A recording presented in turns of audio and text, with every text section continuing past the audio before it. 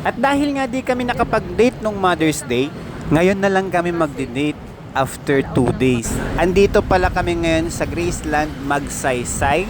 Masarap talaga ang pagkain dito. At timing na timing naman nga, pagpasok namin ay wala masyadong tao kaya nakapag-order agad kami. At syempre, share ko lang din sa inyo guys, 3 pala yung branch ng Graceland dito sa Naga City. Meron sila sa SM City Naga, meron din sila sa sentro, at syempre ngayon kung nasaan kami dito sa Magsaysay. Talaga naman quality foods talaga ang sineserve nila dito.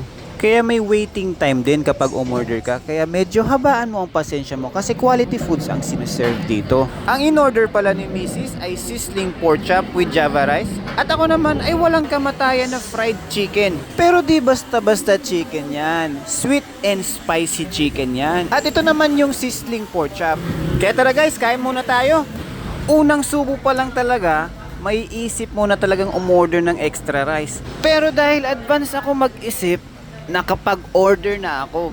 Kasi talagang extra rice yung pinakauna kong ino-order. Anyway, sa mga nanonood ng video na ito, baka pwede naman pa-follow or subscribe naman dito sa channel or page ko. Malaking tulong na yan sa pamilya ko. So yun lamang po. Salamat!